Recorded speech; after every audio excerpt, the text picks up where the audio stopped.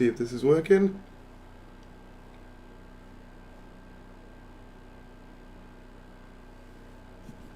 Hello, hopefully this is working. I don't know whether it is.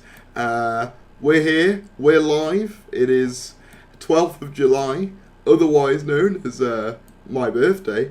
Hello everybody, how are we doing? I hope we're doing well.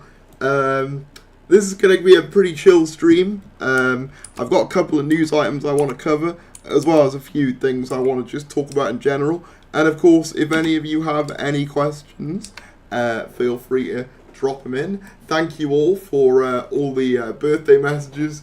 There's been so many, and I haven't been able to respond to all of them. It's been mad, but thank you all so much. LO2 N4NO Recon, Topia, Brandon Sterning, Jamie Minter. How are you guys all doing? Hope you're doing well. Happy birthday, have a good one. Thank you, Meowers. Thank you very much. This is going to be a pretty chill stream. I got a couple of things I want to go over, Doctor Who wise, also just general chat as well. We're just going to be chilling. Also, if you hear a noise in the background, it is my fan, because it is currently boiling. Obviously I've got studio lights on, and having lighting in a very small room in UK heat basically amounts to being inside a barbecue. So that's what's happening there. We got Time Shadow and Cloister Room in here as well. Hope you're all doing well on this fine Saturday day. Very much appreciate all you coming out. Have you seen on new BBC TikTok, they're promoting Doctor Who? They have no idea what's happening with the show. I'm confusing about that. Is this I saw Matthew Purchase tweet something. Is this the BBC iPlayer trailer that they put out? Let me have a look. Matthew Purchase. Also, if I miss any messages, I do apologise. Obviously, I'm probably not going to get to that. Is it this one you're on about? Let me share screen. Also, do I have the chat up on screen? I don't think I do. I thought I was going to fix that for this time, but doesn't look like I have. So I apologise for that. It'll have to be next time. Yeah, no, this, yeah.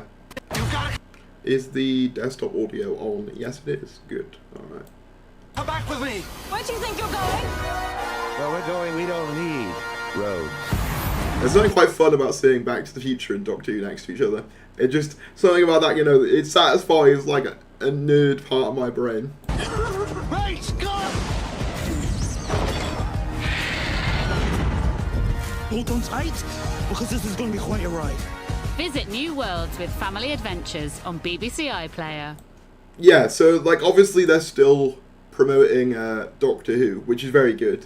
Here's my thing. Obviously, I've said this, and I'll say it till I'm blue in the face. But I don't think this is comparable to where we're at currently. Obviously, we all know we're in a bit of a weird spot with Doctor Who in terms of no one really knows what's going on with it, including me. I'm as in the dark as anyone else is.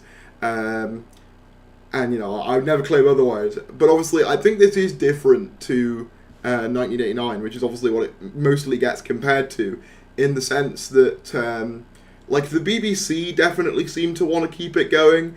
The BBC definitely seem to want the show to be around. They're still promoting it. Obviously, I mentioned before as well, obviously they're doing a San Diego Comic-Con panel, and I think it's very notable, and as I've said before, that that is being handled by BBC Studios. They've said BBC Studios proudly announces this Doctor Who panel, this War Between, this Black Archive thing, I should say. So I think the BBC want it to stick around. I think it's just whether they have the money, basically. I think it's just a general sci-fi trailer for iPlayer. Yeah, probably. I still think, though, the BBC want to push it, which is good. Oh, we've just had a massive super chat. I've just seen that. Thank you to Jelly Bean for the $20 or the $19.99 if we want to be technical. But look, I'm not going to let 1 cent get between friends. Happy birthday. Hope you have a great day. Love your channel. Just want to throw some love. Well, I very much appreciate that. Thank you very much. Billy Piper is in Wednesday, so is busy for Doctor Who. I mean, that is true. Obviously, they'll be doing the press tour for that very soon. One would assume that it's going to be a very awkward press tour for her, considering that I can imagine there's going to be a shed load of questions about Doctor Who given to her by journalists, which of course she cannot answer. That's if there is even an answer for her to give. We don't really know. They're promoting the Whoniverse thing on TikTok. Okay, cool, good. Yeah, that kind of confirms my thing. Happy birthday, big fan of the channel. Have you had a chance to listen to the new 13th Doctor Big Finish story? I have not. However, I will be. I've got it. I've got it. It's downloaded. I'm going to be listening to it. And I do plan one of the next videos you'll be seeing from me will be a video on I think it's called The Vampire Diaries, the first new 13th Doctor Big Finish. I want to see how Big Finish handles the character. Obviously, you guys know 13 is not my favourite incarnation, but obviously Big Finish have got a history of kind of, improving and kind of building upon Doctors who perhaps didn't get the greatest TV runs, Colin Baker being the prime example with that. So I'm very interested to see how they handle her. And I mean, also, I really liked her in Reality War as well, so that was one of the good bits about Reality War. I think I also saw, it's confused out of person chat. Hello, good afternoon, Joe, mate. How you doing?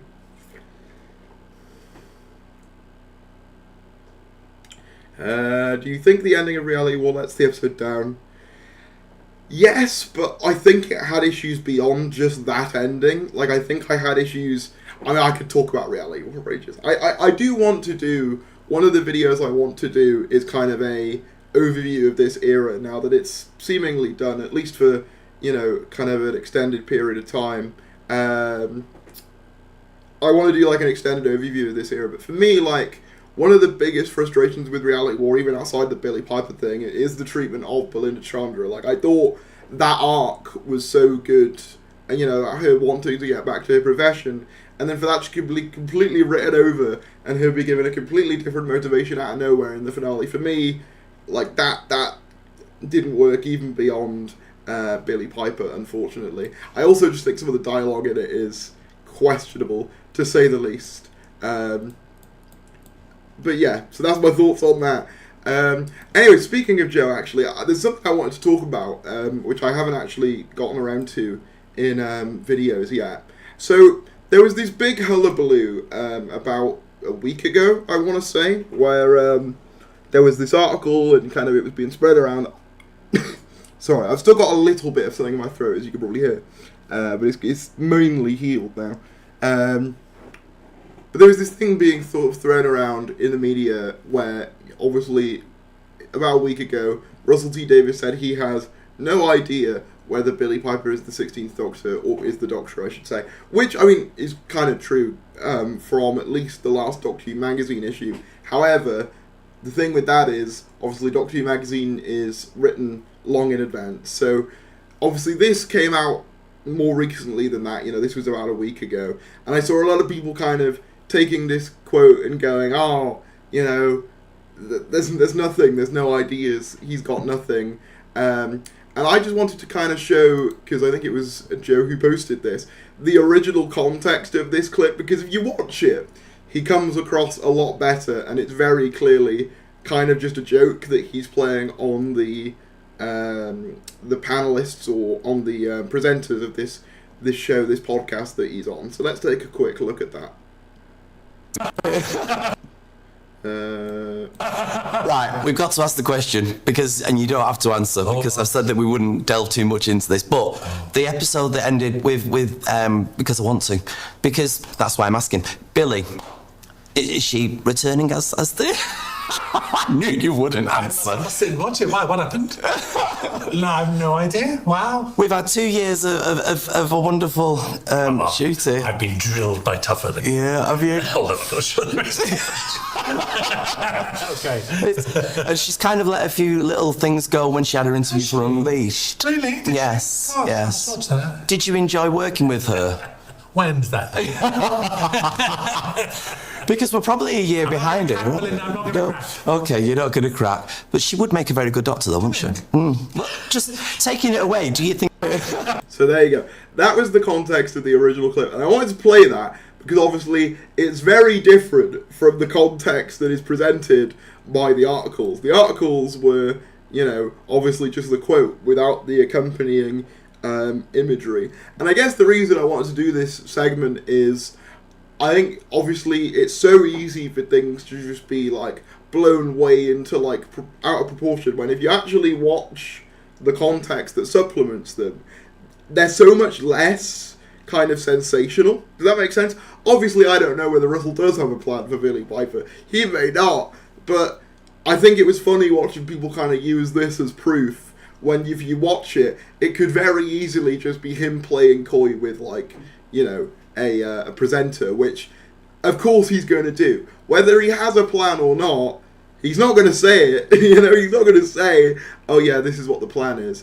And again, you know, I'm very critical of the Billy Piper decision, as you guys all know. However, I do find it weird how, like, just how much he just gets completely taken out of context sometimes. And I guess I just want to do this as a PSA to be like, be careful when you look at quotes. Be sure to look at, you know, the full context, because, as I say, when you look at that quote and then you look at the accompanying video, it kind of changes the way that it kind of plays out, if that makes any sense. I don't know, I just wanted to talk about that because I thought it was interesting.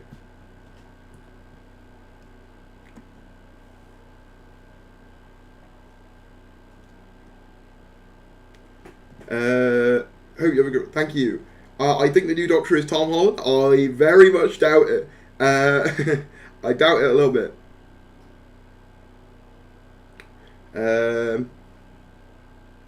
Who's your favourite showrunner and or writer on the show? Showrunner's hard because, like, my sort of childhood Doctor is Smith, and obviously. So, like, I do have a soft spot for Moffat, but I also do have a soft spot for Russell. I've often thought, right, if you combined both of those two men together, you would end up with the ideal showrunner for Doctor Who in the modern age. Because both of them have, like, unique pros and cons. And I think when they work together, they kind of complete the whole thing. Odds on the main series coming back in the next year or so, I'm gonna be honest, pretty low. I'm gonna be honest. Do you think the Ruby Sunday hate is overblown at all? I'm looking at you, Harbour. I don't really know Harbour's opinion on Ruby Sunday that well, but I mean, it's a weird one. She's definitely not the strongest companion ever. I did think that she got given some stuff to chew on with, like, 73 Yards and Lucky Day. In the end, it's funny, because I was originally going to say that I preferred Belinda. But having seen now how her story ended, and having seen Ruby get 2 solo episodes that I think flesh her out more, I probably would say Ruby Sunday's the stronger of the two. Which is weird, because I wouldn't have said that prior to the finale, but now I probably would. Happy birthday to Terry, the year in which you started Doctor Who, among other things. Yeah, it's still mad that happened. Like, it's still, I still think about that. And it's just insane. I mean, I kind of have joked to people, you know, it seems like I kind of got in before the house burned down. But, you know, I mean, at least we got that out of it. I really want them to get Jamie Matheson back. True, Jamie Matheson was excellent. Odds on Moffat having another go. I think he would rather. I think he would sooner go and live in a cave. Yeah, good to be on it though. Well, exactly. You know, I'm very happy to have been on it. Obviously, I just kind of wish that I was on it at a more stable point in the programme's history. Dear. It's funny because I'll be talking a bit about Comic-Con later on as well, and yeah, like, obviously that got mentioned to me a few times, obviously being on the show, and shout out to everyone who said hello as well. That was very nice. I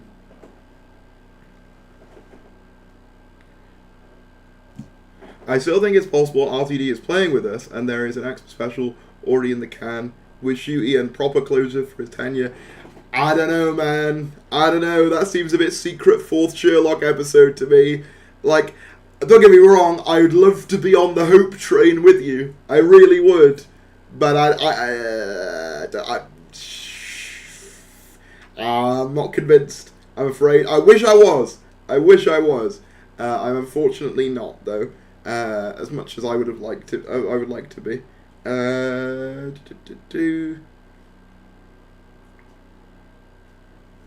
Because, like, as well, actually, this brings me on to the next thing I wanted to cover, which I will cover now.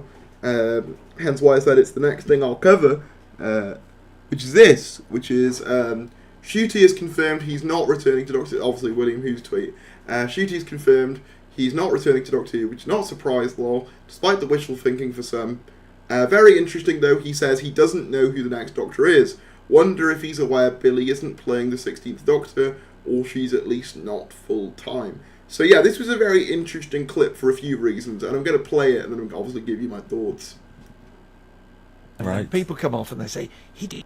Ncuti, you know, because normally I'm interviewing politicians, you see, and people come off and they say, he didn't really answer the question. He laughed when you asked him whether he did. You've not just compared me to a politician in this day and age. I merely pass on to you that there may be some people who think you didn't quite answer that question. What was the question? You finished playing Doctor Who. Gonna need a straight answer, Ncuti. I've finished playing Doctor Who. We all saw the gold sparkle, or did we? I don't know. I just don't know who the next Doctor Who is, but it's certainly not me.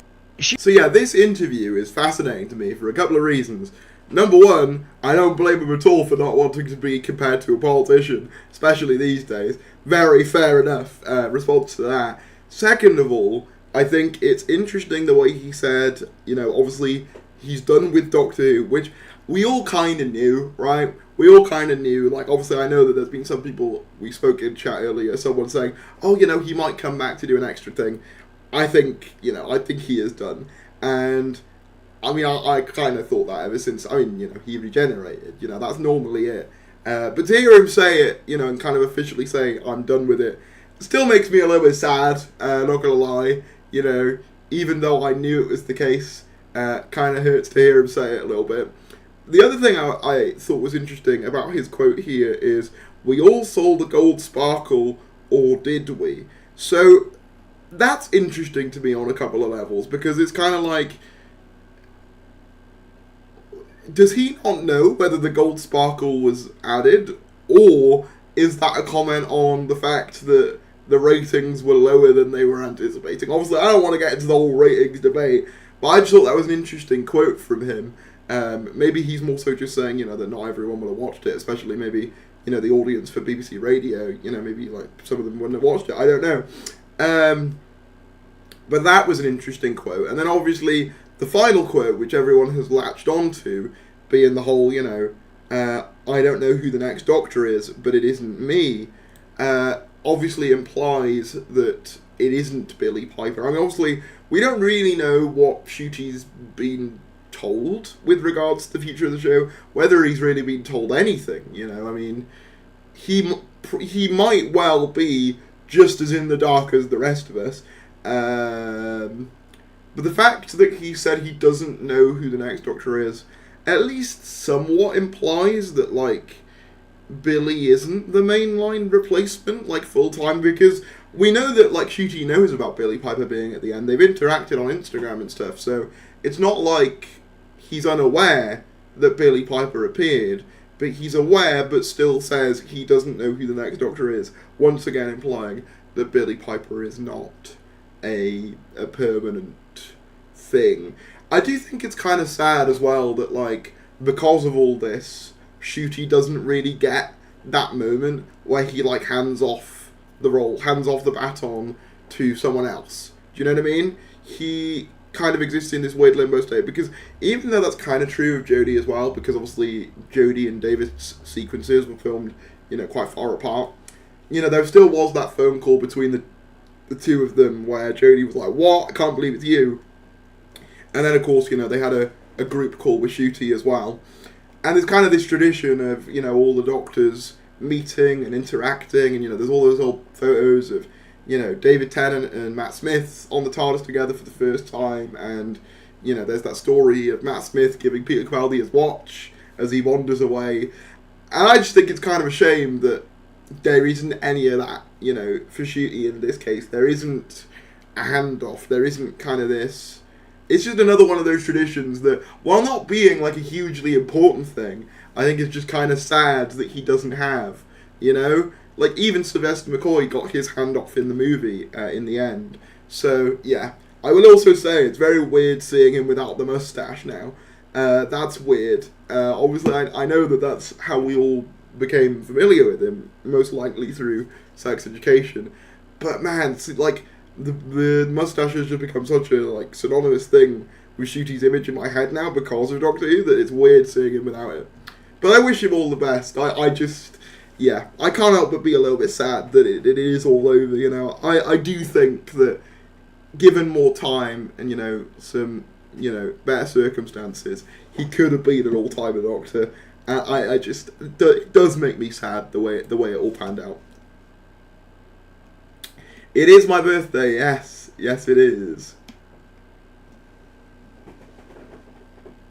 Yeah, I guess Colin Baker didn't either. That's true. But that's the thing.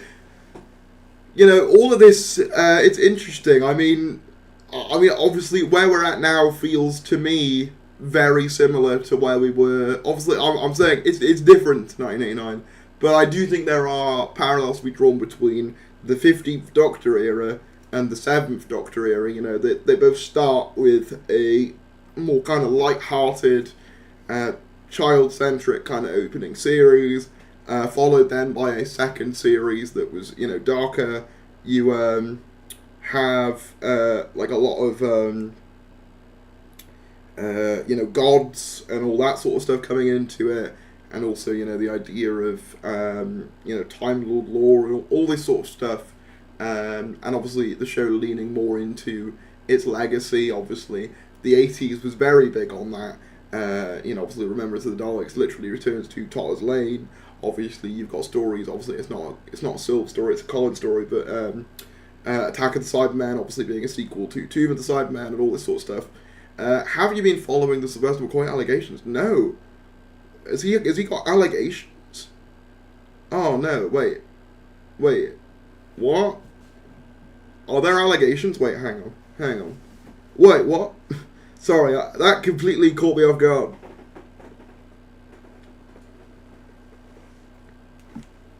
I haven't seen anything, if there is. What? Wait, can someone link me that, if there is any? I have no idea. Yeah, I haven't seen anything about that.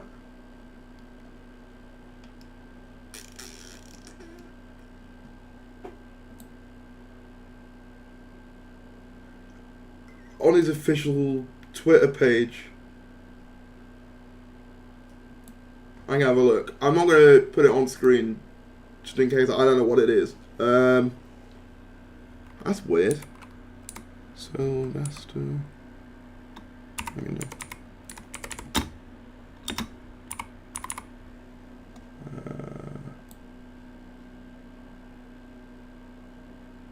I'm not seeing anything. The last thing he posted was just him being at a convention.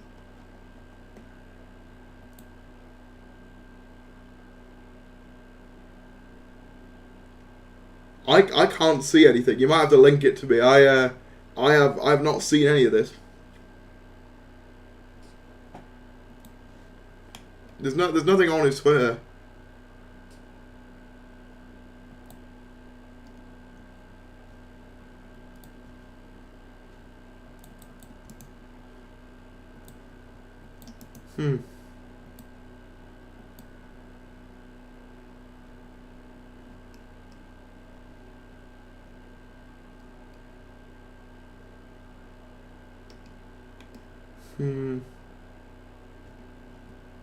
Yeah, no, I'm not seeing it. I'm really not seeing anything.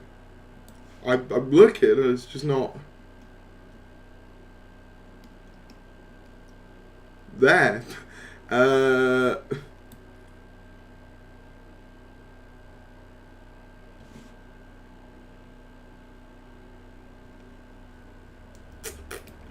Add cruise to the...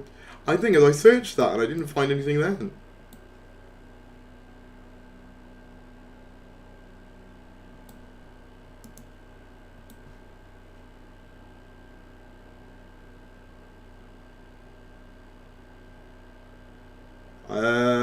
Again, not seeing anything.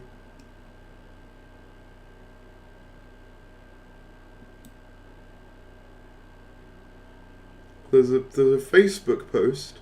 Oh, is this it? There's a Facebook post.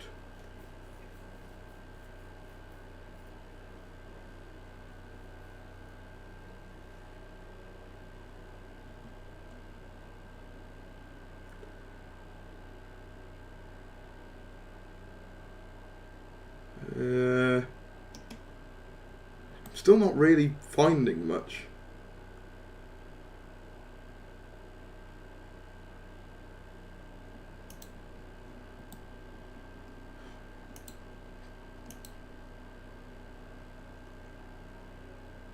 All I can see is that, like, there was an altercation between people at some point. His official Facebook page.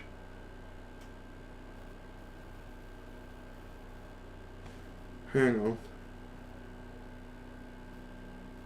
Oh, don't get me wrong. I'm not trying to get involved, but obviously, if something's happened, I want, you know, obviously, I want context. I want to know what's going on. Obviously, I probably won't cover it in too much detail because I don't have enough information.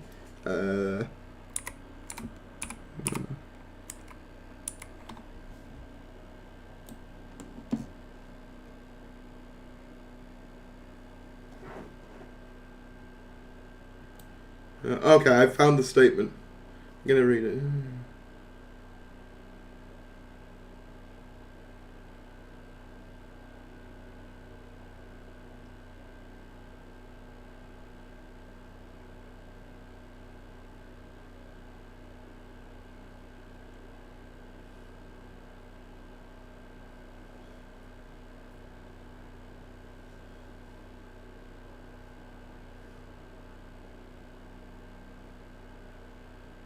So I was just reading it.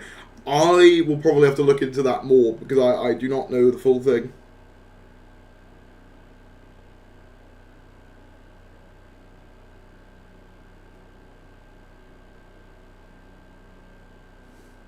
Anyway, we're going to carry on. I will look into that, but obviously, you know. Have a good one. Okay, Eagle 5, look, listen, mate. I've only responded to what the chat is saying. I'll have a look on my own time. But you don't need to keep spamming me to tell me to stop, alright? You know, I'm perfectly capable.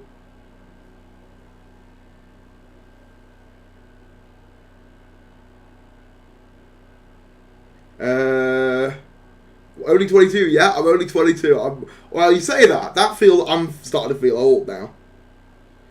Which campaigns had a good start but ended up disappointing, and which had a bad start but recovered, in your opinion? Well, I think Belinda is the textbook example of companion who had a good start but unfortunately did not quite stick the landing. In terms of companions who had a bad start and kind of recovered, I guess maybe Clara to a certain extent, because obviously 7B, she's not got a lot going on, but they do add more to her as time goes on. I also think Nardole probably applies to that category as well, actually.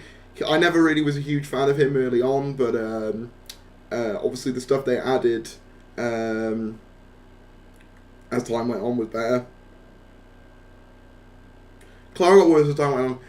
I kind of... I agree and disagree. I liked what they were trying to do, but there's some things that there's some things I liked, something I didn't. But I'd still say that she was probably better in series like 8 and 9 than series 7, probably.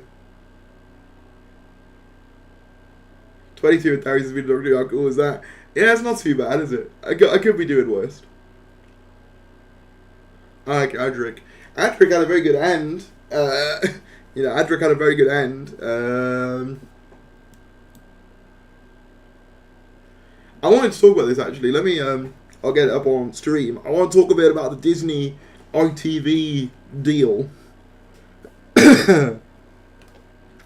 Obviously, I'm taking the TV Zone article here.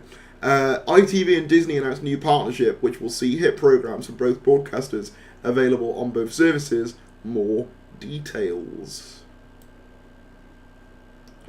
ITV and Disney announced a new content sharing partnership. The Walt Disney Company and ITV announced today a new list of its kind initiative to carry each other's streaming services in the form of promotional selection, billed as a taste of ITVX and a taste of Disney Plus, respectively. The exciting initiative brings together two of the UK's most recognisable entertainment brands to expand viewer choice and celebrate the best of British and international storytelling, marking a further milestone in the Walt Disney Company and ITV's long-standing relationship. Starting 16th of July, so about 4 days from now, a curated and regularly refreshed selection of hit shows and movies from Disney Plus and ITVX will be available to viewers on both platforms. The agreement showcases ITV and Disney's world-class content to each other's complementary audiences, extending reach and allowing more viewers to discover Disney Plus and ITVX. Disney Plus customers in the UK will be able to stream some of ITV's most acclaimed scripted and unscripted content. This includes multi-award-winning drama Mr. Bates vs. the Post Office, espionage thriller Spy Among Friends, selected series of the reality hit series Love Island, popular drama favourites like Endeavour, Vera, and Karen Pyrie. I don't know how you say that word. At the same time, ITVX viewers will be introduced to a rotating rail of Disney Plus shows and movies titled A Taste of Disney Plus, updated regularly to reflect the breadth of Disney's global storytelling. The selection in coming months includes critically acclaimed award-winning titles from the first season of FX's The Bear, Lucasfilm's Andor, and Only Murders in the Building, to selected reality series including Secret Lives of Mormon Wives and The Kardashians, plus family favourites including Lilo and Stitch the series and Phineas and Ferb. A Taste of Disney Plus will be available to all ITVX viewers at no cost and ad-free on ITVX Premium. This agreement builds on the relationship between Disney and ITV.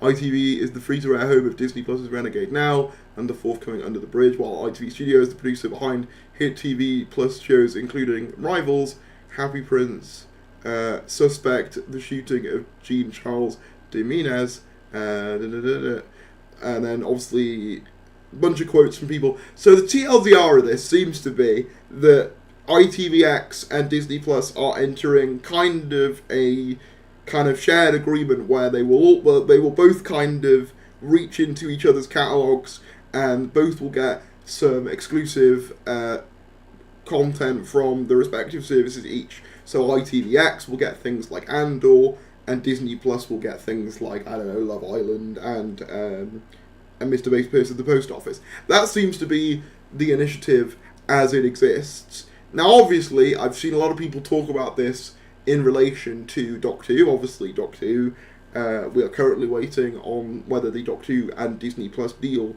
will be renewed. Obviously, it's looking likely that it won't be. I will say, I have seen some people frame this as the smoking gun of Doctor Who not being renewed at Disney, and I that puzzles me a little bit because there isn't really anything in this that suggests that like ITVX and Disney Plus collabing on a few shows and having like a slightly shared catalogue really does anything to the Doctor Who deal at all. I mean, I've seen certain commentators bring up that ITV and BBC are competitors, which yeah, they are, but they've not exactly been the most stringent of adversaries for the longest time. This isn't really like a Nintendo Sega situation where they're are out for blood. ITVX and BBC originally partnered up for BritBox, let's not forget, which obviously didn't last. But it's obvious that they are, and in fact some BBC stuff has some older BBC stuff from the BritBox deal has been merged into ITVX. For example, weirdly, you can watch Only Fools and Horses on ITVX. So it's not like there's this huge... there is a rivalry, but it's very much to do with TV ratings. when it comes to like streaming stuff, I don't really think that, you know, this affects whether the Doctor Who deal will be renewed or not. If anything, I think this is interesting for a few reasons. One, part of me wonders if, rather than Doctor Who exclusively being renewed, we could see a similar deal to this, but on the BBC's end. It's noteworthy that I believe this only applies to the UK. So, like, this isn't an international initiative, this is a UK exclusive initiative. And obviously, one of the big stipulations of the existing Doctor Who Disney deal is that Disney only get the back catalogue internationally, rather than in the UK, which is the big market. So I'm wondering if maybe that's the future of it, rather than just having a deal for Doctor Who, where they're like them teaming up for a more broad BBC Disney partnership could be a potential second option. Alternatively, you know, I mean, again, as I said, it could just mean literally nothing for Doctor Who. City of Death reached 19 million views because of the ITV outage. That is very true, but of course, you know, those were very different times. Of course, that is back when there was literally, you know, like, what, 3 channels? And I mean, obviously, back in them days, you know, that meant that the rivalry meant a lot more. Hello, Harbo, how you doing, mate? Hope you're doing well. Thank you for wishing me happy birthday. Thank you very much. And we got Phil Hawkins in here as well. Wow, we got all the stars coming in. Thank you, Phil. Also, we got a super chat from the ever iconic Space Fluff. Happy birthday, Mr. Darius. Thank you. I am having a good day. I am. Yeah, no, it's been a nice day. Very hot, so I'm just taking it slow and chill. But yeah, this is an interesting initiative. I think more than anything, this is a indication more broadly of where the streaming landscape is going to go, because I think that what the last few years have taught us is that if you have too many streaming services vying for a position, they will eventually cannibalize each other. You know, ironically, it's one of the few markets where having one single monopoly kind of was the benefit of the consumer, because back when it was just Netflix, everything would be on Netflix. Now it's segmented across like tens of different services, which obviously led to worse value for consumers and just generally making it more confusing and hard to find the shows that you want to watch. So I think that we will probably start seeing more initiatives in this vein, where these companies start to eventually merge their offerings together. I think that's probably fairly likely.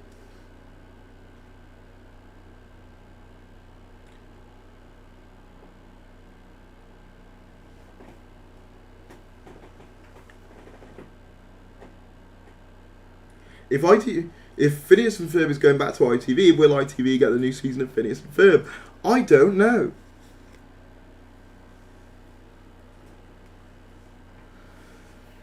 I think what happened was Disney initially approached the BBC with this partnership, and the BBC said no, which is why this deal happened instead. Do we have any source for that? Not that I'm, not that I'm discounting that.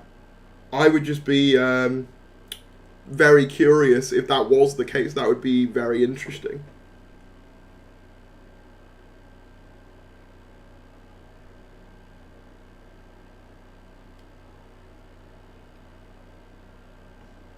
That would be very interesting. Oh, did it go away? It's back. There we go.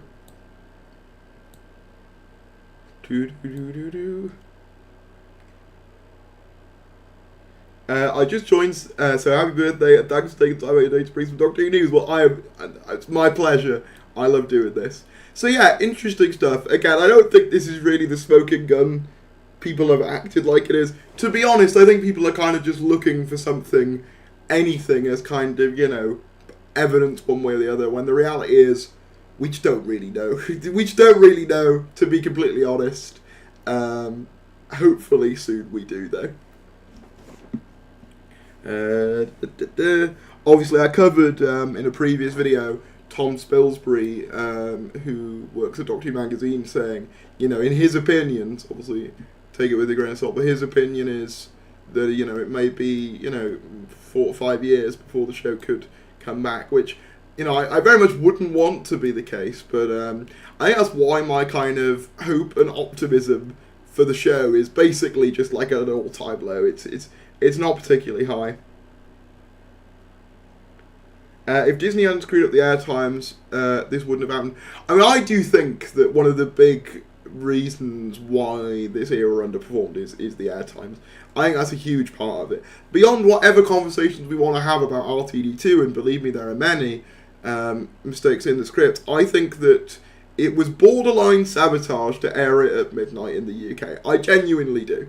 I think that was a terrible decision, and I thought it was a terrible decision from the moment they announced it. And I remember seeing there was like a social media post they put up of like, you know, all the different times it was going out in like different regions, which led to so much confusion among people. Like, I remember trying to explain to my family, no, it is on TV at the normal time, but also you can watch it from midnight.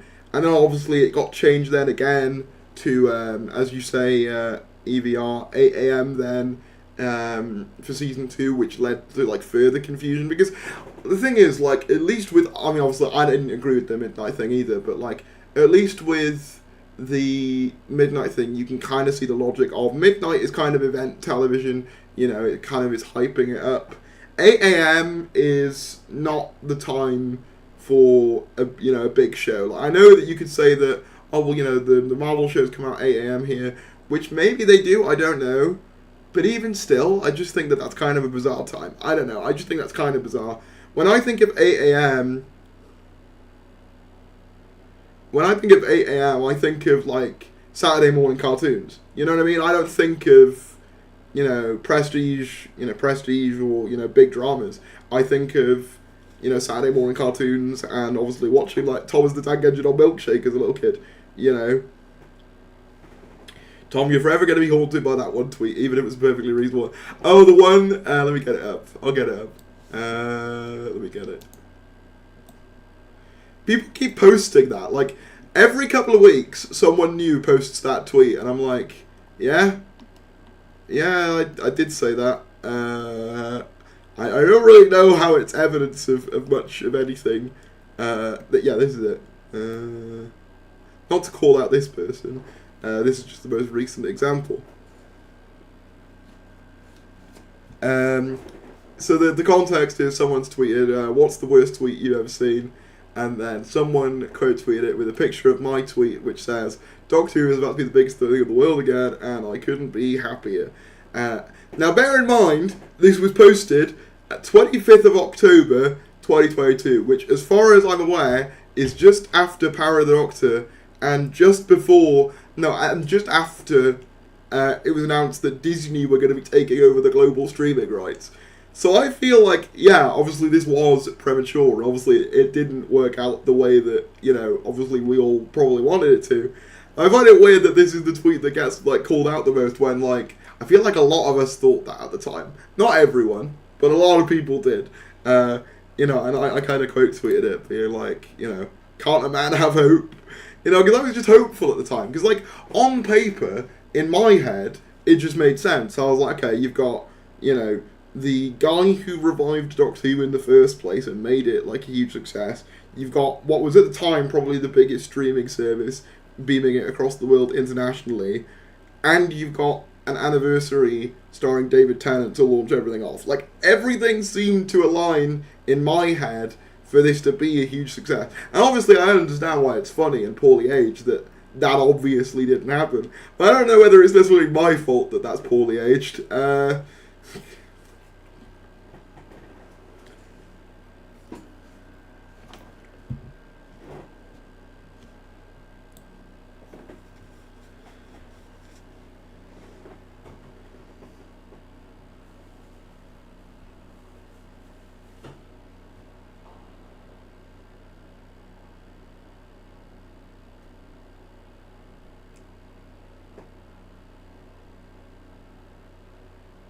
Man holding scroll. That one didn't age quite so well. Yeah, no. It is literally that. Like, it didn't age well. Space Fluff, thank you again for the £4.99 super chat. Have the people of Leeds stolen the iconic blue Adidas shirt? When will this feud end? Do you know what? I'm going to bring it back. I'm going to make sure it comes back. I am going to request it specifically. I don't know where it went. Maybe it shrunk in the wash. Maybe I'll have to buy another one. I missed the blue Adidas shirt as well.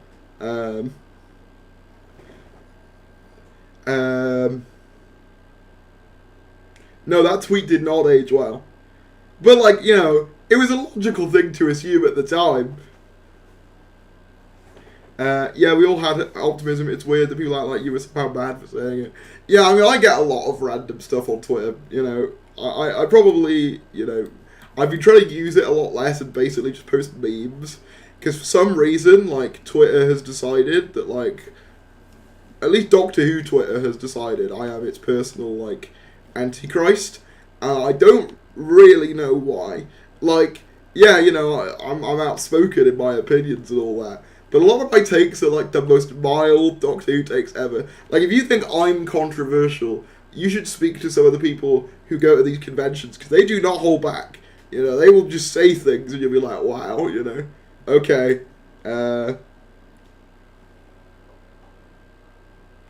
don't think the BBC could get a similar deal with Disney that ITV got, because Disney have now promised their content to ITV to air. Possibly, but I guess BBC and Disney Plus aren't really direct competitors either, are they? Like, I don't think it would really affect Disney's numbers if a few Disney Plus shows were able to air on the BBC, you know, live, unless there was an exclusivity between ITV and Disney, right? Maybe I'm wrong, I don't know.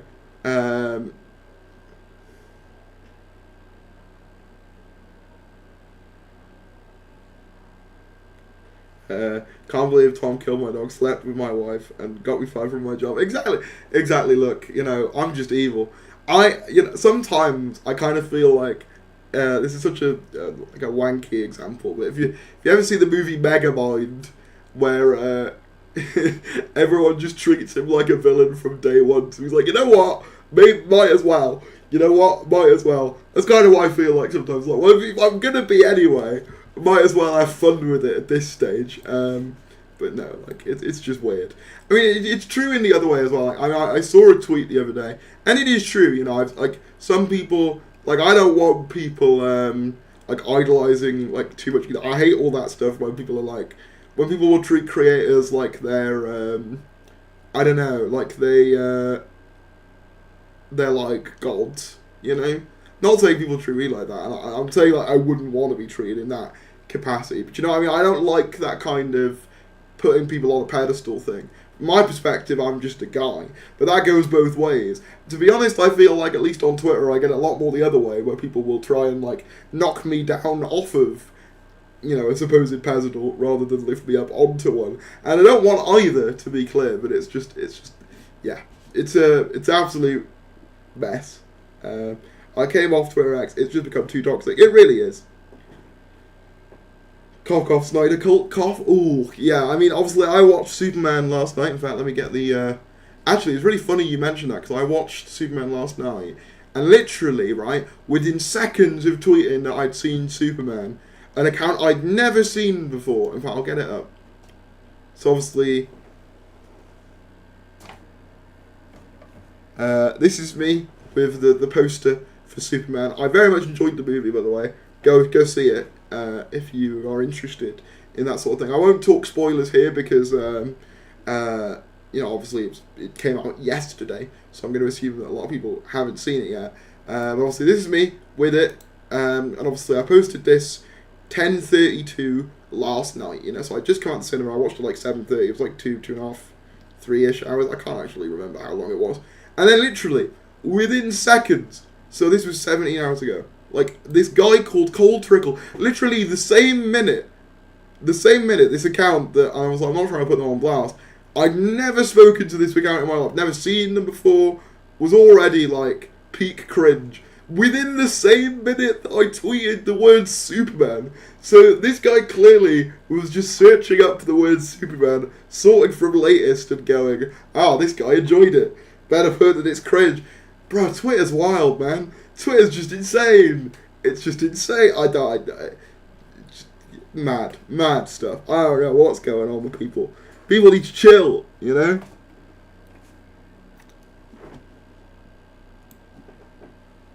Or it was a stalker. Thing is, I don't think it was, because I don't think they've interacted me with anything else. Like, it's just that. Happy birthday, Terry. Thank you, dog.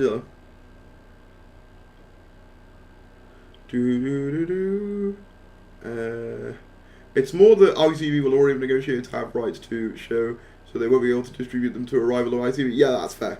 That makes sense.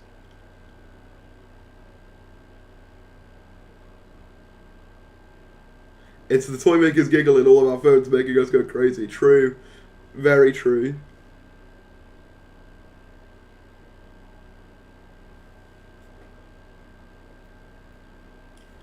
How do you think the Disney era might have been different had Moffat returned and not RTD? Here's my thing, right? Obviously, it's hard to really know what Moffat would have done with it instead of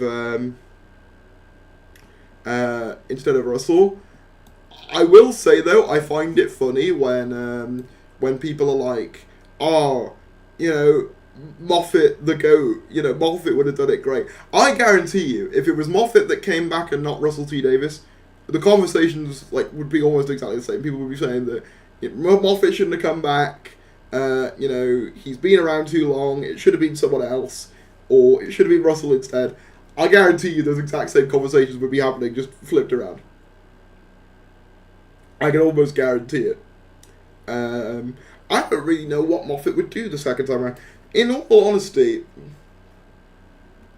you know, obviously now we're all very used to Russell, but I was always kind of more understanding of the idea of a second Russell era on the basis that his first era was like 15 years ago at this point. Obviously at the time he was announced, it was like what? You know, it ended 11 years ago. It ended 11 years ago. So, like, I was always kind of like, well, you know, a second Russell T Davies era makes more sense to me on paper. And I think if Moffat had been the one to come back instead, I think people would have said it's too soon, probably. Happy birthday, Darius. Thank you, Joseph Fisher. This guy's great, by the way. Everyone, if you haven't seen this guy's videos, go subscribe to him. Very fun. Not Doctor Who related, really, but just like general kind of culture and media videos that I very much enjoy and have a lot of fun watching. The Tom Felton video had me in stitches. Moffat thrives when he's writing singular plots. I'm glad he came back to do Boom. Yeah, exactly. I think, like, you know, Stephen is great at just doing those banger one-off. And I like a lot of his era as well. But I think he was so prevalent among the show for so long, I don't know whether we would have needed another go at that, I guess, is what I'm saying. Because, like, I feel like I can visualize a Moffat era episode in my head so vividly. I can visualize, like, a Russell episode in my head as well. But, like, Moffat's dialogue is so, like, what's the word I'm looking for? Synonymous, especially because of things like Torchwood as well, that I almost feel like it wouldn't have felt fresh enough. I mean, people already said that with Russell. I think that would be doubly true if it was Moffat who came back. And that's sort of someone who, as I said, you know, Matt Smith's my favourite Doctor, but reality of it is, I just think that the exact same conversations would be being had, if I'm honest. Especially because people seem to forget that the Moffat era was very controversial when it was coming out as well. The Capaldi era kind of gets held up now as, like, the definitive, like, good one that we all agree is, like, the universally liked one. And while there is definitely some outstanding stories in that era, I've never quite fully bought into it's the secret peak of the show idea. Like, you know what I mean? Like, I rewatched Series 9 recently, and for context, Series 9, when it first broadcast, I really didn't like. I rewatched it this time, because a lot of people tell me to rewatch it, and I did, and I did enjoy it a lot more the second time around. However, a lot of my issues with it did still exist. Like, don't get me wrong, I love the Lake two-parter, you know, I thought that was great, and I love Capaldi in the role, absolutely adore him. But a lot of my issues with that series do still exist. You know, I think at some point it acts cleverer than it is. It thinks it's smarter than it is, in my opinion.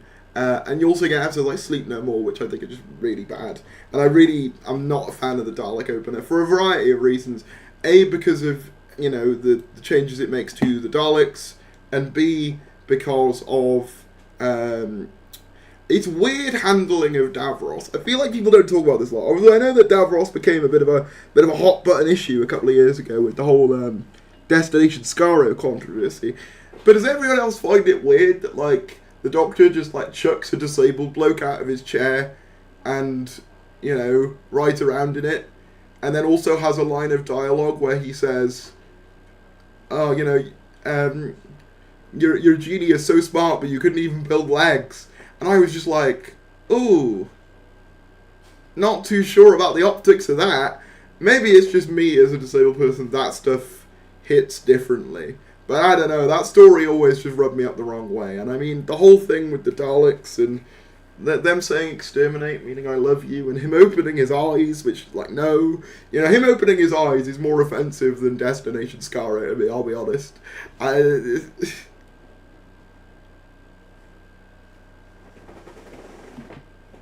Davros is a fascist, but, like, I don't know whether that makes ableism okay.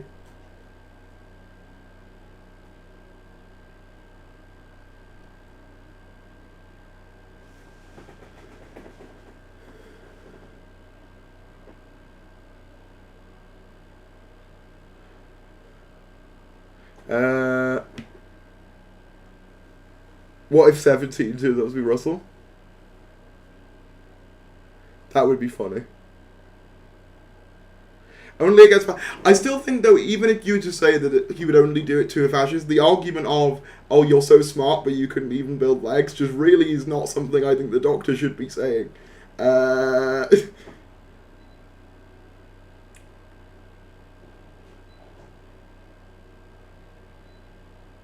Even in the context of saying it to a fascist dictator, I just don't... I do like the idea of kind of doing the whole, you know, baby German leader from the 1930s. I don't think I can say his name without the stream getting taken down.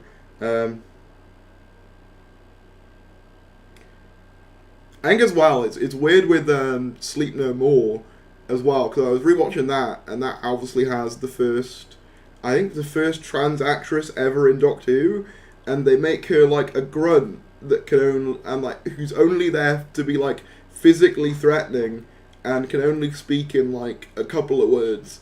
And I'm just like, oh, weird.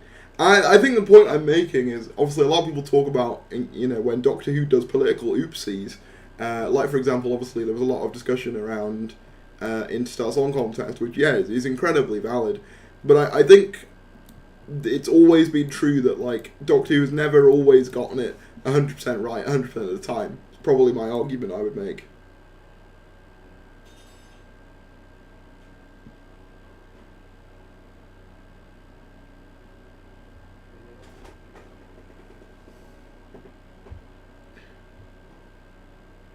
Happy birthday, thank you.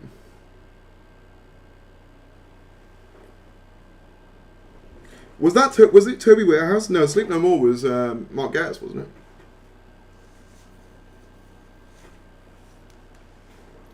it? Do you watch, or would you get into some of Classic Who's contemporaries, e.g. Blake 7, The Smaller People, Space 999, or Time Slip?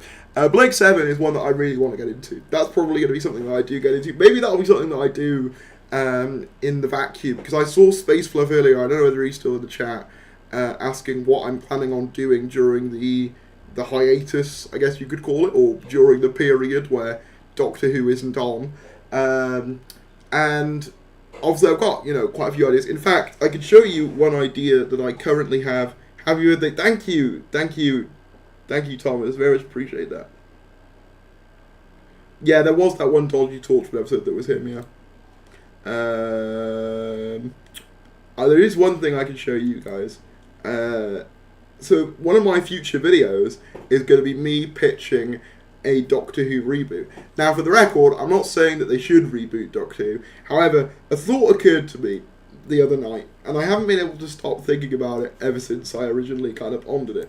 If Doctor Who was like a brand new concept being thought of today for the first time, how would it come to be? In what way would it be different, and in what ways would it be the same? So in that video, I'm basically going to be exploring a scenario in which Doctor Who is rebooted from the ground up with the context of the 2020s. So basically,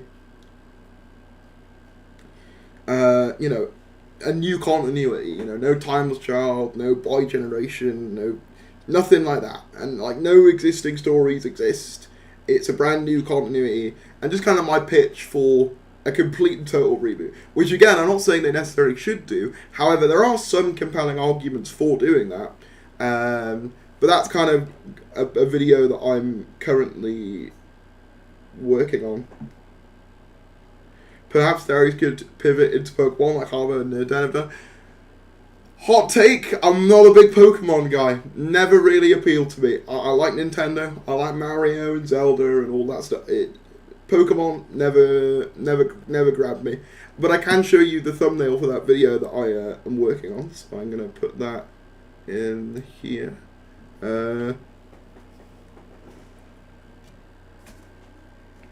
I think this is going to be the thumbnail we go for. Obviously you've got the, I can't remember his name now. I did have it up. The guy from Nanny McPhee, the kid from Nanny McPhee in the picture. And there's a reason for that I delve into in the video. He wouldn't be necessarily the only person I would cast. But he's more just kind of a proof of concept. Really, rather than anything else. But yeah, that's a video that I'm working on. That I'm hoping you should be seeing. Hopefully in the excuse me, in the upcoming days and weeks. That's something I want to do and kind of talk about is how would you reboot Doctor Who from the ground up if we were to re-establish it as a new continuity. And kind of my logic was to treat it in a similar way to how Marvel treated the Ultimate Universe or DC treated the New 52. That's kind of my... It is Thomas Brodie Sangster, yes. That's the one. He's not necessarily the only person I would cast in this context. But he's just kind of the proof of concept. Yes, the kid Thomas Brodie. I know he's 35, but this is the point. Okay, so obviously with this character, the reason why I picked him is that he permanently looks about 30 and 12 at the same time. And that's part of the reason why I cast him. Happy birthday, Darius. Look after your throat and voice. Thank you, Andrew. It's getting better, as you can hear, but it's still a little bit croaky. Yeah. So that's something I am working on. And I'm very interested to see the reception to that, because I kind of go in my head, I go in and kind of talk about, kind of rejigging the context of the characters to make it something that could work in the modern day, which I think is a very interesting idea.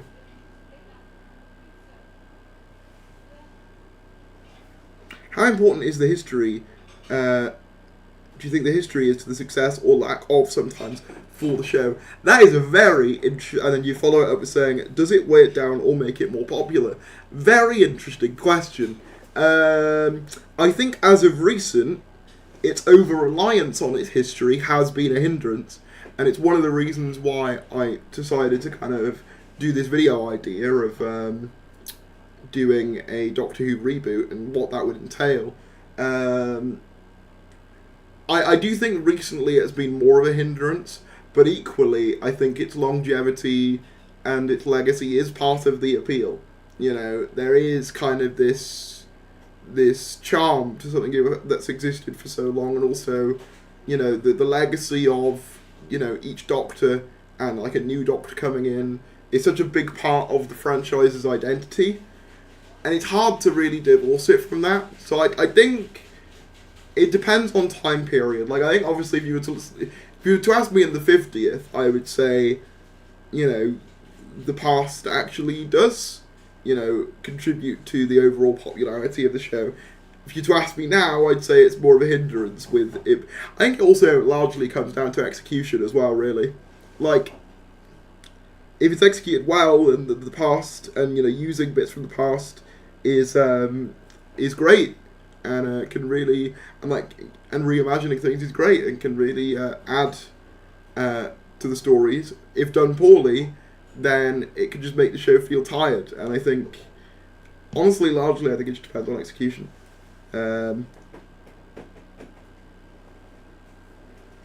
Oh, I think my stream just died. Wait, are we okay? Can you guys still hear me? I think the my Chrome just died for a second, but that's fine.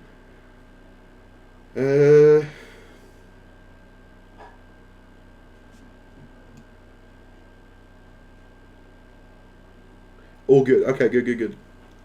Can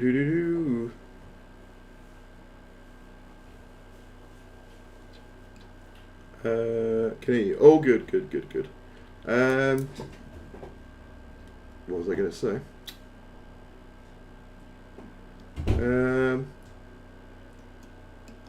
Oh yeah, there was a comment that I saw here. The Doctor Who fandom during my voice in the Has-Been Hotels funny considering how both basically become autistic shows at this point. I don't know much about Has-Been Hotel, I'll be honest. Yeah, in terms of future content though, I want to talk about that a little bit if I can. Because obviously it's something I've been thinking about a lot, given we are seemingly in the throes of a new Doctor Who Dark Age. Obviously, as I said, that's video is going to be coming to you very soon. I'll be doing a review or some kind of video on the new 13th Doctor Big Finish, because I want to see how they handle her. Obviously, you'll be getting regular news whenever that comes out. Obviously, War Between Land and Sea will also be covered. I am also planning, though, to do more second channel content. I kind of abandoned the second channel, not because I didn't enjoy doing it, but just because at the time Doctor Who was picking back up, so I put more of my focus into that. But now Doctor Who's dying down again, I'm probably going to do more second channel stuff. Which if you haven't seen the second channel, I will show it on screen. Like, I haven't used it in a while, but it is almost at 1,000 subscribers, so if a bunch of you go over and subscribe now, there's a good chance we can actually get over it. It's called Thary's YT, very unique name. It's basically, originally it was just the, like the Doctor Who, it was like the, it's just a place where I put like stream clips and memes, but I kind of used it as kind of briefly a place where I would talk about other things. Obviously, it's a bit of a mess of a channel, but obviously I went through a phase, you know, like about a year ago of doing like obviously Superman trailer reaction, Twitter obviously, like the cinemas, the PlayStation Portal, and then also like obviously the Harry Potter HBO show when that was announced, the Mario movie, and I probably also, like, one of the next videos I'd like to do on this channel would probably be a video on Superman 2025, because I got a lot to say about that movie and I want somewhere to say it, so it's probably going to be going on there. I might also do some Nintendo related stuff, because obviously I've been playing a lot of Mario Kart recently on the Switch 2, obviously Donkey Kong's coming out, so that's going to be something I want to do. I'd also love to do a video on like The Boys. I've wanted to do that for a while, so I think I'm going to start using this more. Obviously, it's not going to replace the first channel. The first channel will still always be my priority, but you might start seeing a few more videos trickle onto the second channel, and if you guys are interested, you can just sort of have a look over there. Yeah, as you can see, like 6 months ago, I kind of stopped, which was, when about was that? December of 2024. So yeah, you can kind of see, like, obviously, you know, the Christmas special came out, and then obviously, like, season 2 just kind of consumed all my attention for a bit. But now that that's all over, I think, you know, this is probably what a great freeze frame. There's no good freeze frames of me, I've realised. But yeah, that's something I'm probably going to be looking at doing going forward. I probably also would like to cover, Fantastic Four is another movie I'm really interested in as well. So yeah, Spider-Man, all that sort of stuff, and then just anything else I find interesting. Probably some gaming stuff, some news in terms of that, maybe. Sky's the limit basically, but that's sort of something I'm planning on doing. So you'll get obviously regular news videos on the main. You'll get a couple of Doctor Who videos that aren't news related on the main, and then you'll also get these videos that'll kind of be on other things as well in the meantime. That's sort of my thinking at the moment. And also I've seen people say why obviously you could put the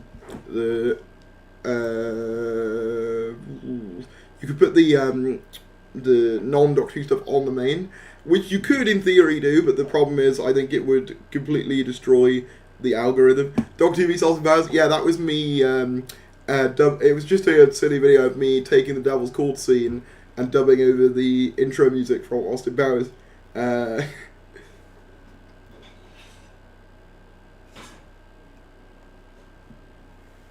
Do more anti-woke videos?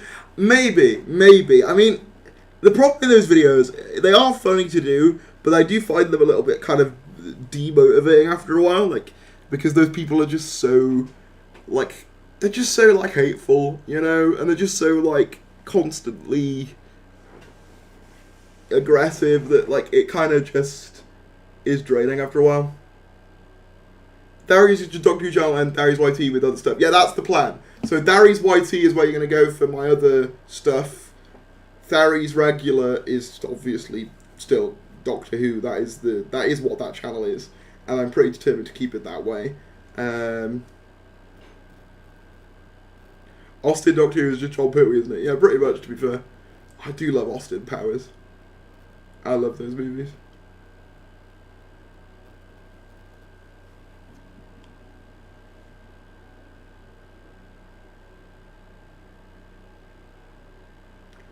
Yeah, that's not a bad idea, Wayne. I think that there is room to do multiple kind of pictures or successive pictures for stuff like that. I'd also like to cover a lot more kind of obscure parts of Doctor Who history, kind of delve into some of the stuff that perhaps wasn't made. I'd like to do a video that I've wanted to do for a while. I know a few people have already done it, just a history of Doctor Who's, cancellations and hiatuses.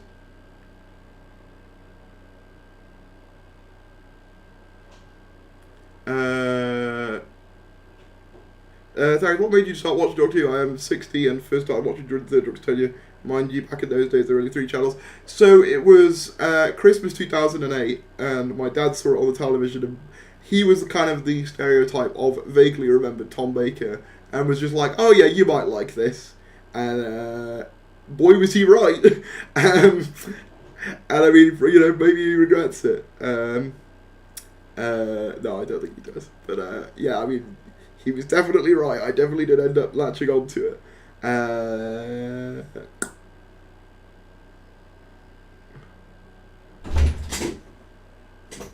Oh, sorry. There's a bit of a slam there.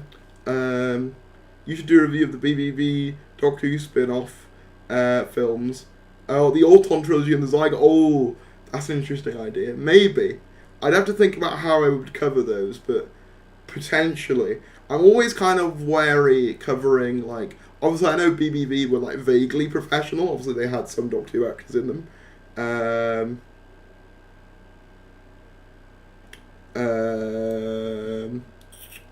But I'm always wary of, I'm always wary of covering, fan films and stuff, because obviously, I want people to... I don't want people to be demotivated. Obviously, they're not at the same... obviously, they can't be critiqued at the same level as, fully funded and, you know, profit-driven projects, of course. Which Doctor do you think had the most drip? Difficult. I mean, in terms of variety, I mean, Pertwee is up there. Some people probably would say Gatwa. My issue is there was more of, like, there's probably more of his costumes that I didn't like. I do think Matt Smith, actually, there's something about those bow ties that just works. Capaldi has some good variety in there.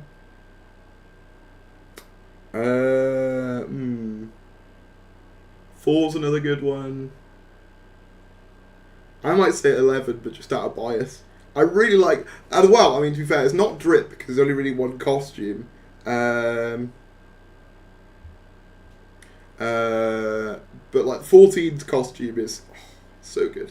It's one of my favourite Doctor costumes. And the fact that only, you know, is going to exist for like 3 episodes makes me so sad. Because it's so good. Like, I just think it's like the perfect blend of that original 10th Doctor kind of design, but infused with some more Doctor-like elements. I think it really just... The costume designers take a bow for that. It's just such a good costume. I can't get over it. I also just really like blue, so that might be part of it. BBV is fair game. It's fully licensed, and also you wouldn't catch any heat for doing that. Okay, fair.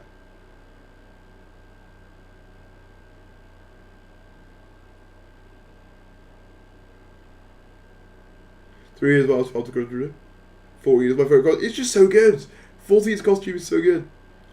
What would you choose as your costume if you ever became the Doctor? See, the problem is, right, the Doctor to me has always got a dress, like, obviously, I mean, I like Eccleston a lot, but that works specifically for that incarnation, but broadly, in my head, the Doctor is a very eccentric dresser, and wears very elaborate outfits, and that very much isn't me as a person.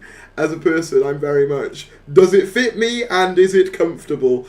That's very much me. I mean, right now I'm wearing the, you probably can't see it, the Mr. Ring-a-Ding shirt, which I really like, actually. It's hard to get good Doctor Who shirts. A lot of them are kind of naff looking, in my opinion, but this is one of the nice ones. It's like kind of based on those old, like, Hanna-Barbera, Walt Disney kind of opening title cards. I really like it. But honestly, yeah, I mean, I might do like not like a scarf, but like a cravat, maybe? I don't know. Then again, I feel like that'd be impossible for me to do. I actually don't know. Because part of me would just be like, I'm just going to wear jogging bottoms, and you're going to have to deal with that. But in my head, that's not very doctory, but that is probably what I would wear.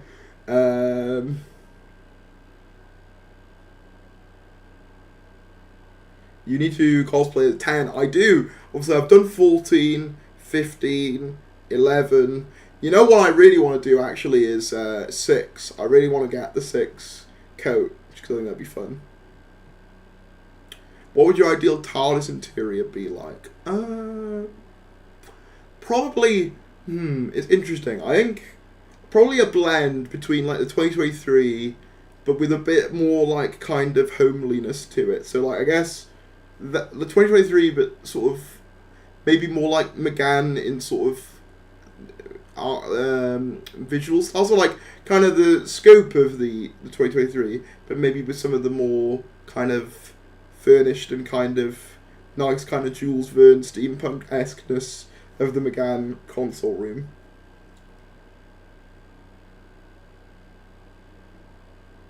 Yeah, maybe I'd be the Earthbound Doctor. I'd be the new Pertwee.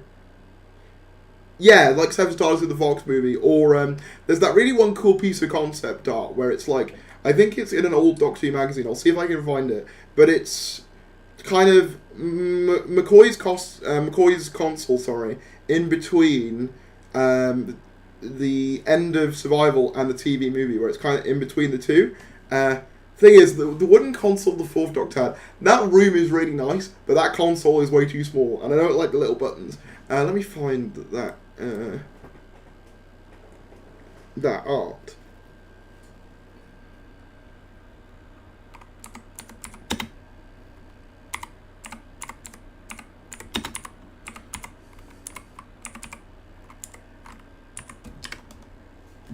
Let me have a look.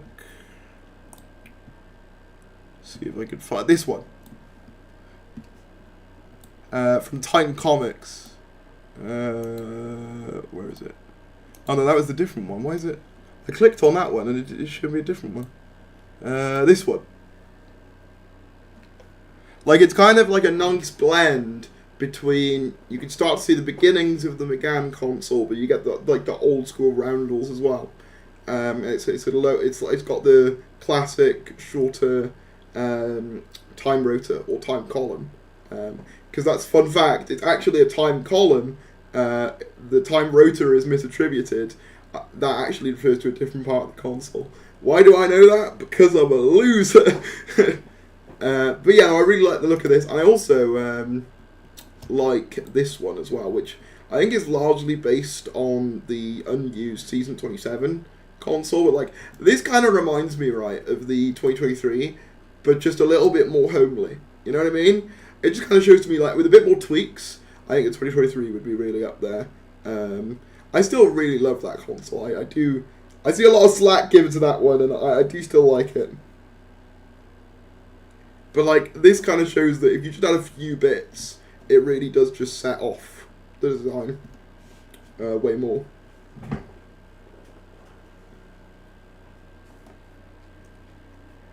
Do.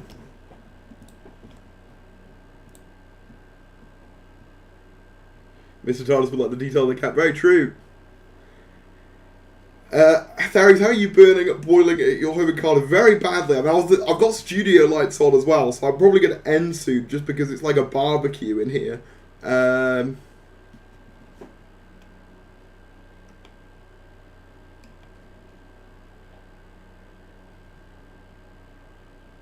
you think the next Dalek design should be the one from the 1964 annual? I would need to look at the 1964 annual to check. Hold on.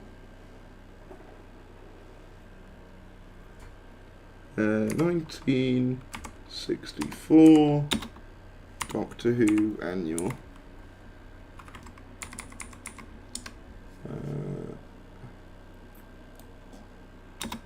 Annual. And then I need like the Dalek. Isn't the first annual 1965, or am I misremembering?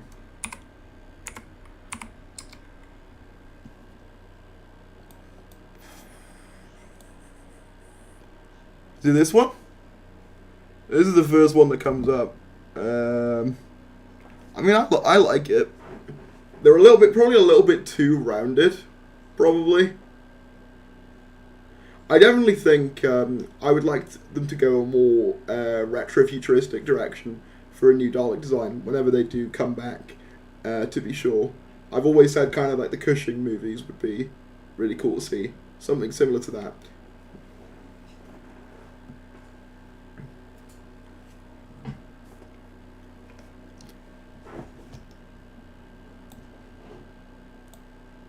Oh, thank you to Martin Palmer for the £20 super chat. Happy birthday, sir. Have a drinky to cool off. I will. You know what? I've got my drink here. I'm going to take some now. You've just reminded me.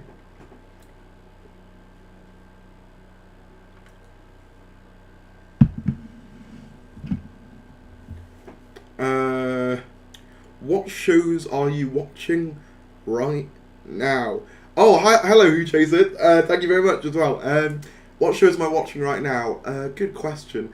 I actually just got done watching Peep Show for the first time, and it's very good. If you haven't seen Peep Show, I heartily recommend it. One of my favourite comedy shows now that I've seen. I'm about to start watching Breaking Bad for the first time, so I'm really looking forward to that.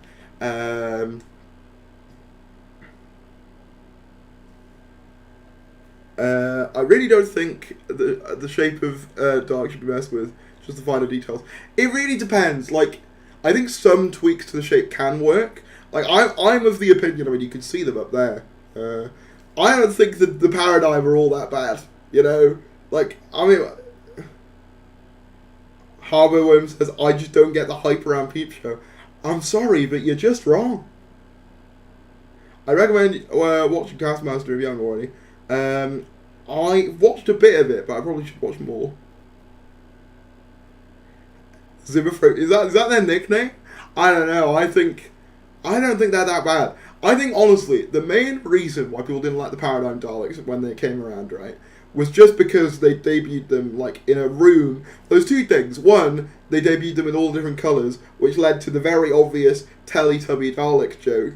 But also, beyond that, the room that they're in Victory of the Daleks, they can barely fit them in. Like, if you look at the... Hang on, let me get that out.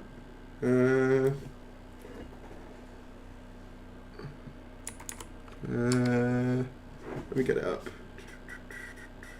Matt Smith era. Go on tragical history tours. If I can find it. Annoyingly, they started using like AI upscaling for some of the recent images, but the older images are the same.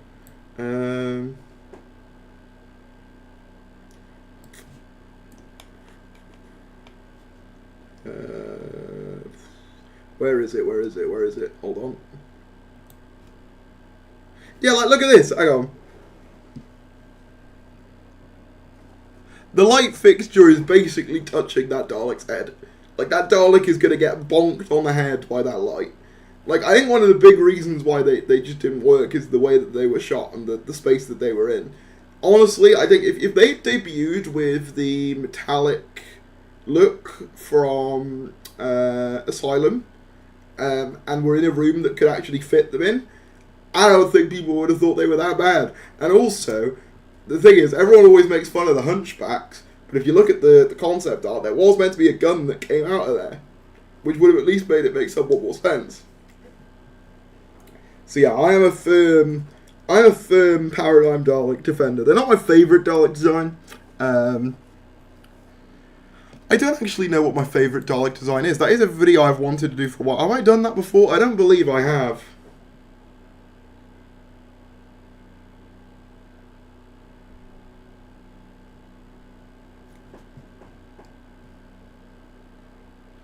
Which monster needs a redesign or revive? I'd like to see a more humanoid Cyberman. I think we've delved a bit too far into the kind of Iron Man-ish design for them. Oh, Thomas Jerome Newton with a donation of... Oh, what's that currency? I always like finding out the currency. Hold on. I'm going to look it up.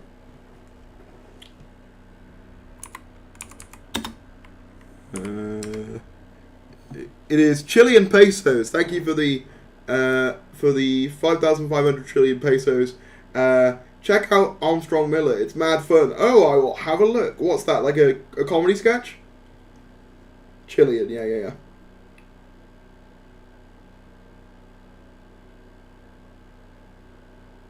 Have you watched Squid Game? I watched some of the first season. I've not caught up though. I need to. I think it's all done now, isn't it? So I'll probably just do one big binge. Didn't you do a video on Dalek designs with JXE, or did I make that? Yes, we definitely have spoken about Dalek designs before. I miss doing those collabs. Those collabs were good fun.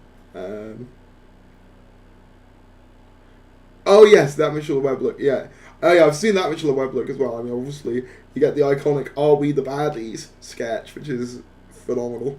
And he's like so relevant to today.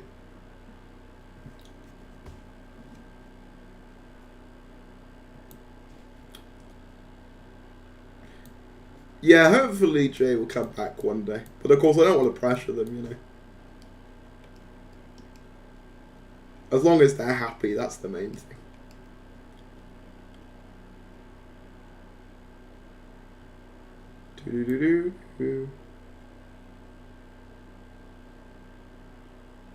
Any concepts for new monsters? Ooh, difficult one. Concepts for new monsters.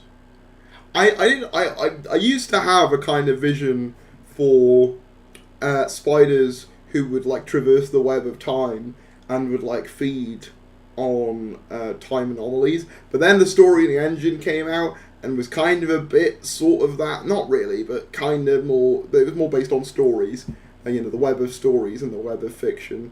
But I used to have an idea for that, but I think it's kind of been usurped now by that. And I guess also as well, it's kind of close to the Weeping Angels, I guess. But maybe there's something you could you could do with that. Maybe time rats, maybe. Oh, the time rats are the ones that start the plague.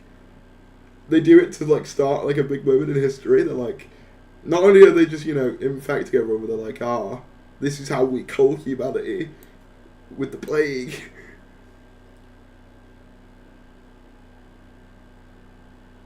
Yeah, exactly. Like, the story in the engine came out, and I was kind of, well, that's that idea. Kind of, you know, I had that idea in my head, and I was like, well, you can't really do it now because story in the engine is kind of too close. If Doctor Who Sea Devil spin-off does well, what would happen? It won't have had people leaving during production, big rewrites, so it should do what RTD set out to do. You might have to rephrase that question again, if that's okay. Yeah, time rats could work. I like that. I'm currently making a Doctor Who fan film series, definitely going for a more grotesque design of Cybermen. Very cool.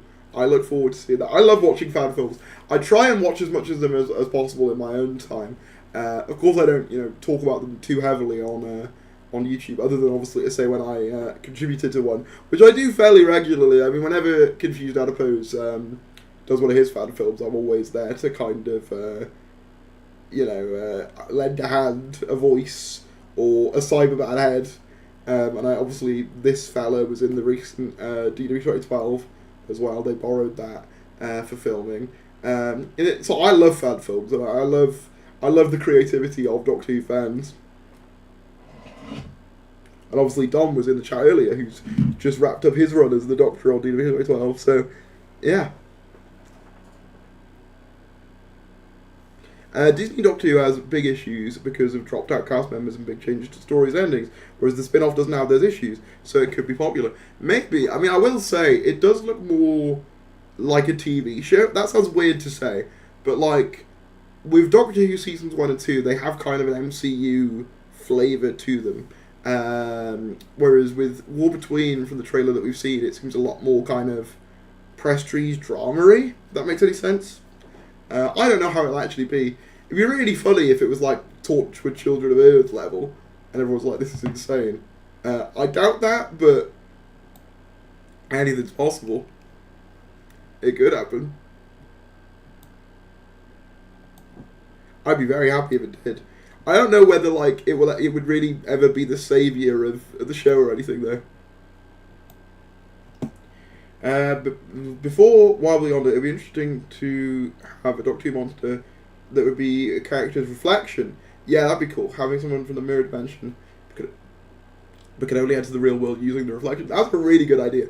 I still think that could work, even with the context of Wildly On, really. Because they're more replicants, more copies of people. What you're suggesting is more a different being that exists in the mirror. Kind of, I guess, more Human Nature, Family Blood-esque.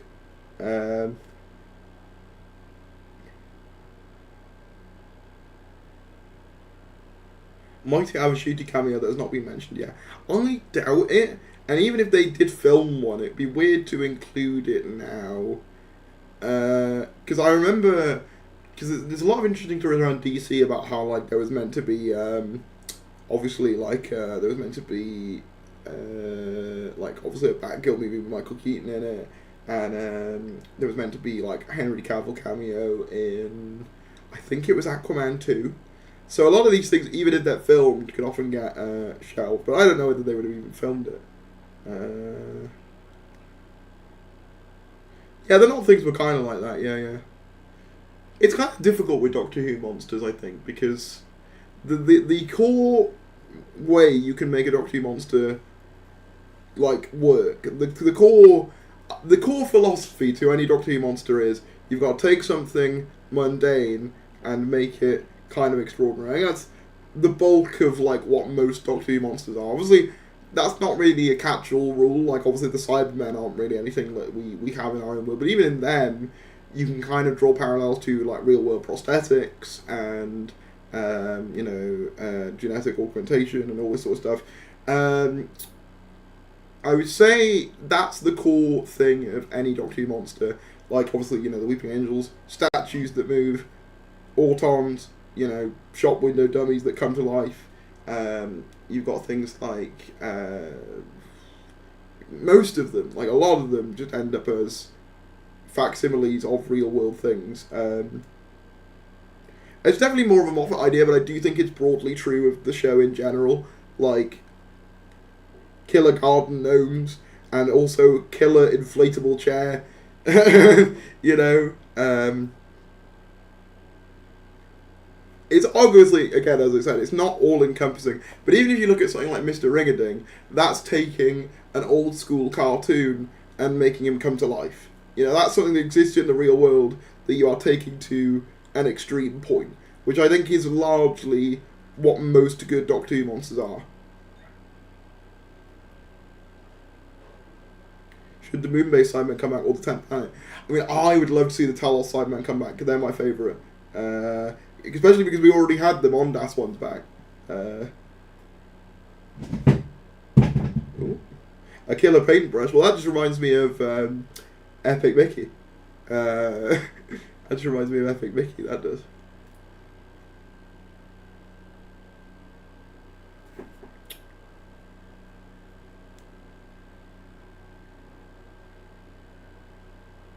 Do you think the tomb should come back to what the actual tomb of the Cybermen? I mean, I wouldn't mind it getting like visually referenced again. I don't know whether I necessarily need a direct follow up to Tomb. Really, I think like most sequels, Dharma's good, so I probably would refrain. And I mean, technically, Tomb already kind of got a sequel as well with Attack of the Cybermen. So, gonna see Superman this evening. Enjoy. I very much enjoyed it. It's very good. Very good, feel good film. Very hopeful, which is I think what we need at the moment.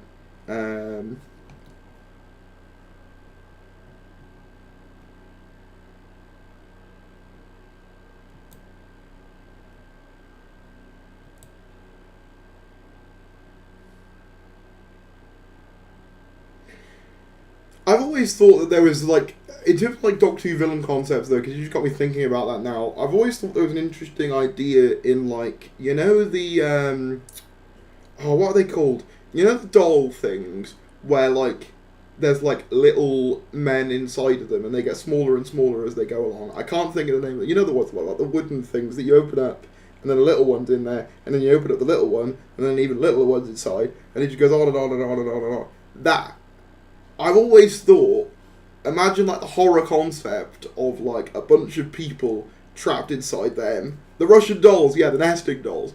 Imagine that, but like, you know, they've just like squashed like a bunch of people into them or something. I've always thought that was a cool like horror concept. Because those are quite like, you know, it's quite a weird concept. It's like, oh, there's just like tiny people in these little things.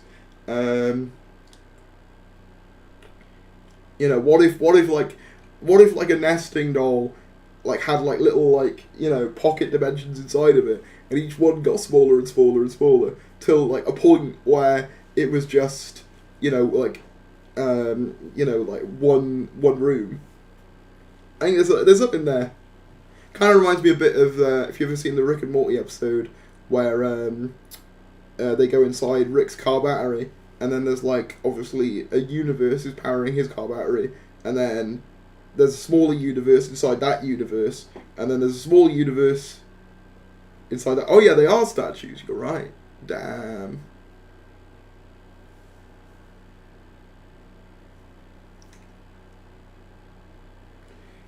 They think we might be in a black hole, so what if the black hole is inside a black hole? Well, here's the thing. What if it's revealed that Earth is just in one of those nesting dolls, and like, you know, there's someone above us or below us?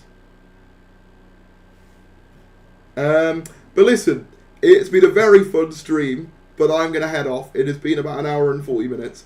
But thank you all so much for coming. Thank you all for the birthday wishes. And I will see you soon. You will be getting videos coming soon from me, including on the second channel, which you should go and support. Before I head off, one thing I want to quickly just promote. Obviously, I've just been to Comic-Con, and I'm trying to promote this more because I'm trying to get away from Twitter where I can. So I'm going to quickly, before you all disappear, promote the Instagram. I don't do a good job of promoting it, but I've been finding Instagram a lot more chill because there aren't mad people saying mad things. You just post pictures and then chat.